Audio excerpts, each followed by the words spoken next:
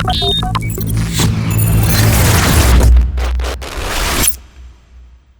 байцгаана уу та бүхэндээ энэ өдрийн мэндийг хүргэе. Өнөөдрийн сургалтаар шилэн эндгэсийн тайланг баталгаажуулах, мэдээлэл шинжлэх анхаарах асуулын талаар өнөөдөр та бүхэндээ танилцуулах болно. За шилэн эндгэсийн үнэлгээ хариуцсан нэгж гэдэгт ямар байгууллага ажилтныг хамрах вэ гэдэг талаар та бүхэндээ бас товч мэдээлэл өгье.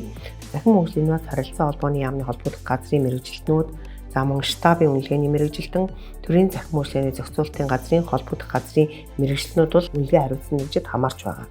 За тайланд үнэлгээ хийхдээ салбарын байгууллага яам, засгийн газрын агентлаг, аймгийн засгийн тамган газрын тайлан хүлээж авна. Байгууллагуудын тайлангийн жагсаалтаас тайлангаа сонгож шалгана. За ингээд үнэлгээ хийн. Үнэлгээ хийхдээ өмнө хэлсэнчлэн Монгол Улсын засгийн газрын 352 дугаар тогтоолоор багтлагдсан үнэлгээний аргачлалын дагуу хийж гүйцэтгэх нь. За нээлттэй байршуулсан үзүүлэлтэд бол оноо өгнө. Хамаарлаг үзүүлэлтийг хамааралтай болгоно. Нээлттэй байршуулсан үзүүлэлтийг хамааралгүй болгоно. Ингэснээрээ тайлан баталгаажуулсан төлөвт шилжүүлж байгаа.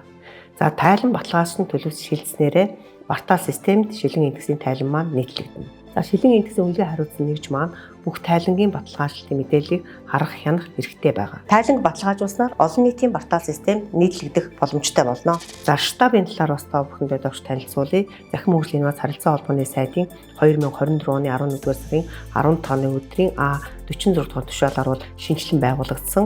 За штабын чиг үүргийн тухайд авилгатай тэнцэх 5 иш ажиллагааны хүрээнд шил ажиллагааны хэрэгжилтийг удирдлага зохион байгуулалтаар хангах, за шаардлагатай мэдээллийг нэгтгэх, шилэн эндгэсийн үнэлгээг зарлах чиг үүрэг өгөхий штаб байгаа. Ингээд холбогдох хууль тогтоомжийн хүрээнд батлагдсан үнэлгээний аргачлалын дагуу тайлан хянах баталгаажуулах, системд хэвлэн нийлэх ажлыг бол зохион байгуулан ажиллаж байгаа. За тайлан мэдээлэл шинжлэх талаар бас та бүхэндээ танилцуулъя. Ихэнх манай байгууллагууд энэ талаар бол байнга тодруулж асуудаг. За илгээс нь тайлан захин мөнгөлийн бас харилцаа холбооны яам, штаб, төрийн захин мөнгөлийн зохицуулалтын газар хянаж тайланг баталгаажуулснаар баталгаажсан төлөвт шилжинэ. За баталгаажсан тайланг мэдээлэл шинжлэх товчдоор дарж хувилж тайлангаа 100% болгохын тулд дахин засварлаж илгээх боломжтой байгаа. Ингээд та бүхэндээ бас зураг дээр тайлбарлая. За тайлан төв гэдэг дээр 2024 оны 1-р улирал за төлөв болохоор тайлан маань баталгаажсан байна. За үйлдэл гэдэг дээр болохоор мэдээлэл шинжлэх гэдээ орж ирсэн байна, тийм ээ. За үнэлгээний хувь бол 7801% байна. Мэдээлэл шинжлэх хэсэг рүү орохоор та өмнө илгээсэн тайлангаа шинжлэхтэй итгэлтэй байна уу гэдэг тийм үгүй гэсэн сонголт гарч ирнэ. За ингээд тийм гэсэн сонголтыг дарснаар за бүглэх товч гарч ирнэ. Ингээд бүглэх товчдоор дараад тайлангаа засварлаж илгээнэ. За зөвхөн баталгаажсан төлөвтэй тайланг мэдээлэл шинжилж илгээх боломжтой гэдгийг манай байгууллагууд маань анхаарах ёстой. Мэдээлэл хариуцах зарим байгууллагууд хуульд ил тод нээлттэй байхаар заасан тайлан мэдээлэл шалгуур үзүүлэлтийн дагуу маш тодорхой оруулсан байдаг. Энэ нь бол үнэлгээ өгөхдөж бас хялбар байдаг. Бусад байгууллагуудад жишээ болгох гэдэг үүднээс та бүхэндээ хэдэн жишээг бол харуулахаар бэлтгэсэн байгаа.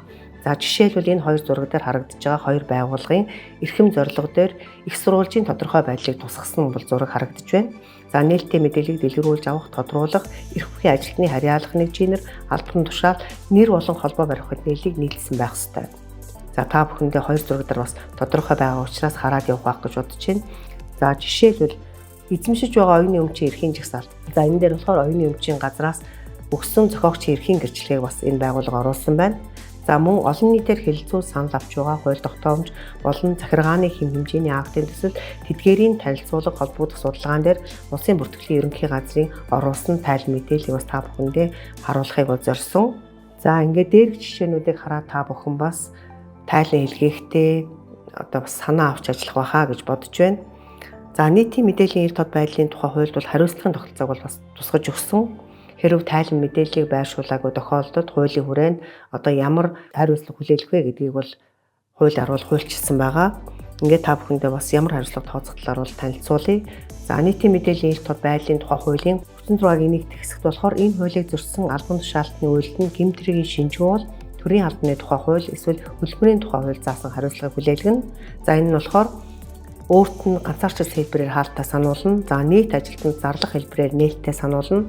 Үндсэн цалин 3 сар хүртэл хугацаагаар 20 хүртэлгээр бууруулна. За албан тушаалыг бууруулна.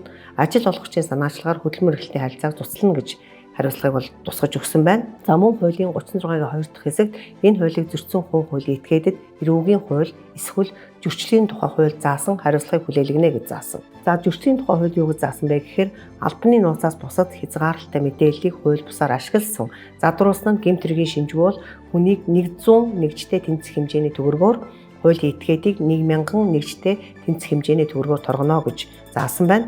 За мөн төрийн болон орон нутгийн өмчт өмчийн оролцоотой хувийн эрх зүйн хуулийн этгээд хууль эсвэл гэрээний үндсэн дээр төрийн байгууллагын тодорхой чиглэлийг гүйцэтгэж байгаа этгээд олон нийтийн радио, телевиз, улс төрийн нам нь хуульд нээлттэй байлгахаар заасан мэдээллийг нээлттэй байршуулаагүй тохиолдолд хуулийн этгээдийг 50000 нэгжтэй тэнцэх хэмжээний төгрөгөөр торгоно гэж тус хуульчилсан байна. Тайлан нэлээх хугацааны талаар та бүхэндээ бас товч танилцуулъя. За хуульд өөрөөр заавал мэдээлэл хариуцагч нь тайлан мэдээ, үр дүн, статистик мэдээллийг улирал хагас жилээр гаргана. Дараагийн улирал хагас жилийн эхний сард багтаан бүрэн бүтэн үнэн зөв байдлыг хангаж захин хуудсандаа болон нээлттэй мэдээллийн системд байршуулна гэж заасан. За хууль заасан 8.2, 8.3, 8.4, 8.5, 8.6 дахь хэсгийн заасан тайлан мэдээлэл нь нөгөө бидний яриад байгаа 5/87 шалгуур үзүүлэлтэд багтаж байгаа мэдээлэл тайлан бол энэнд орж байгаа. За нээлттэй мэдээллийн системд эрх нээх процессыг төрийн захин хөгжлийн зохицуулалтын газар хариуцсан ажиллаж байгаа.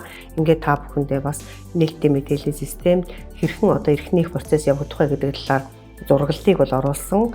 За мөн та бүхэн хүсэлтээ илгээх бол доорх бүртгэл QR-оор хандаад хүсэлтээ бол илгээх боломжтой байгаа. За мэдээлэл хариуцагч байгууллага маань байгууллагын бүртгэлээ хийх хүсэлтийг бол өгнө. За бүртгэлийг болохоор төрийн захин хөгжлийн зохицуулалтын газар хүлээж авна. За захин хөгжил инновац харилцан холбооны яам хяналт тавина. За толгой байгууллагын админ эрхтэй хэсгээ энийг тодорхойлохын тулд төрийн захин хөгжлийн зохицуулалтын газар хандах шаардлагатай байгаа. Ингээд эрх нээх хүсэлтээ өгнө. За мөн захин хөгжлийн инновац харилцан холбооны яам маань энэ дээр бол хяналт тавьж ажиллаж байгаа. За ингээд төрийн захин хөгжлийн зохицуулалтын газраас бол эрх нээж байгаа. За мэдээлэл хариуцагч байгууллага маань харьяа дэд байгууллагуудаа эрх олгоно. За эрх олгосныхаа үндсэн дээр нээлттэй мэдээллийг системд шилэн индексийн тайлан бол илгээх оруулах боломжтой болж байгаа. За ингээд үнэлгээг болохоор төрийн захин хөгжлийн зохицуулалтын газрын миний түрүүний хэлсэн холбогдох мэргэжлүүд үнэлгээ хийн, хянан баталгаажуулна, за хэвлэн нийтлэнэ. За энэ дээр болохоор захин хөгжлийн харилцан холбооны яамны холбогдох газрын мэргэжлүүд бас хяналт тавьж ажиллаж байгаа. За би сургалтын явцад бол анхаарах асуудлын талаар бол та бүхэндээ бас нэлээд танилцуулсан. Гэхдээ дахиад бас ямар асуудлыг анхаарч ажиллах вэ гэдэг талаар тодорхой хэдэн асуудлыг хэлье гэж бодож байна. За нээлттэй мэдээлэл агуулсан мэдээллийн сан үүсгэхдээ Монгол хэлний компьютерийн орчны тогтолцоо, Кирилл болон Монгол үсгийн нэгдсэн код MNS 5552 2005 стандартыг бол дагаж мөрдөх шаардлагатай.